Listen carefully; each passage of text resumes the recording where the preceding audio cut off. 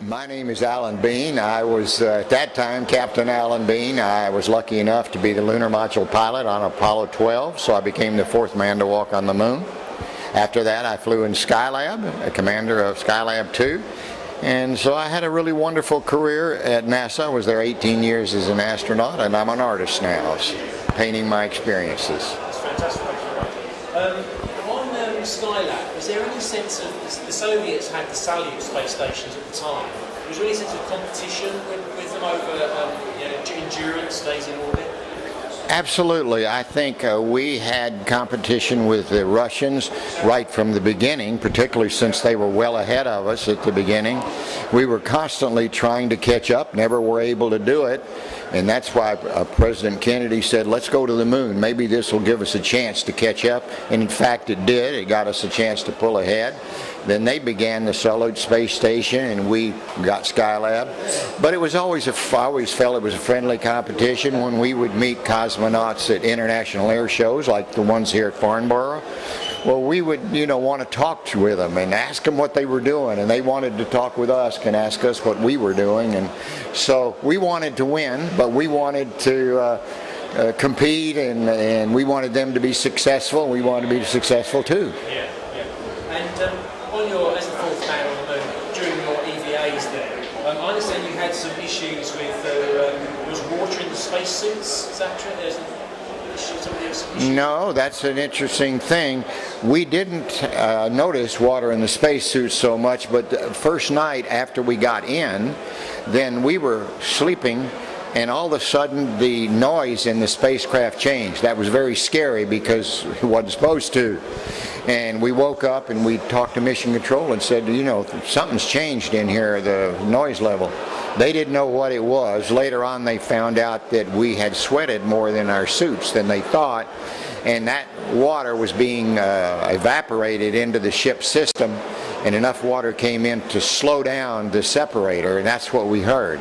So later missions, they didn't want the crew to wake up and be scared and startled, so they put a water separator in there. So these are the things that happen when you're on early missions, and we were just on the second mission, and we were out twice and did a lot of hard work, and so that water and perspiration had come off us and was a problem for a little while. Yeah.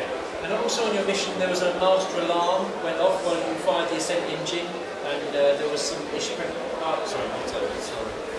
Well, we had an experience that no crew should have, but when we launched into a thunderstorm because we didn't think that was a bad thing to do.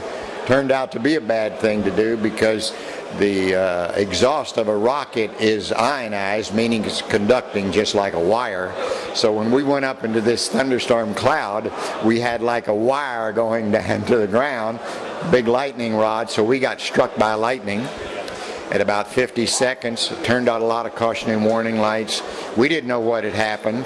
Mission Control didn't know what had happened, but somebody at Cape Kennedy observed the lightning come down and hit the launch pad through the column of exhaust.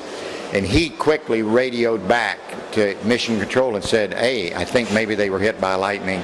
They told us that, and when they did, then all these cautioning warnings made sense to us. So it was a scary moment, but the team of us, and particularly Mission Control and the people at the Cape Kennedy, worked together to find a solution to this. So it's like space flight. It's not easy. People think that space flight is like flying British Airways over the ocean. Forget it. It's not. It's exploration. It's more like Captain Cook going down to the South Pacific. It's dangerous. It's hard to do. Sometimes we make it look easy. It never is easy. So it's the sort of thing that adventuresome people should do. If you're not adventuresome and willing to risk things going wrong, like Apollo 13 or Columbia or Challenger, it's not the line of work for you. You were a backup commander for Apollo-Soyuz test project. Absolutely. Yeah. Work with the Russians. I like those cosmonauts. Yeah. Well, that was my next question. So what was the experience of working with the Russians on AST-4? It was great. The Russian cosmonauts and the people in the Russian spacecraft are just like us, except in a different culture. Now, in our culture, we've got a lot of freedom and we've got a lot of ability to make choices or say how we feel. They didn't have quite that much freedom. And so as a result, I always felt like, boy, it would be nice if those guys could, they can now probably, if they could just be a little more relaxed. You know, they had to be so careful about what they said. For example, we could say, boy, I like your television better than ours. They couldn't say, boy, I like your television better than ours, or I like your cars, those are nifty. They couldn't say that about us. So they had to be a lot more circumspect than we did. It was more difficult for them, but they're great human beings too. As you said, you felt the astronauts and cosmonauts were very similar people. Do you think that's because to do the job you have to be of a certain type of person, whatever country you come from? I think that's part of that. I think the same type of person that wants to be an astronaut or a pilot, don't forget all of us began to being pilots. That's what I wanted to be when I was a boy, just to be a pilot. They all wanted to do that too. Then along comes the space program and they become astronauts. So it's the kind of person that wants to do it. You know, certain people want to be in television. Yeah, the world over. Certain people want to be lawyers. Certain people want to be prime ministers or politicians, you know. So that's why it's they're very compatible with us. I like them a lot.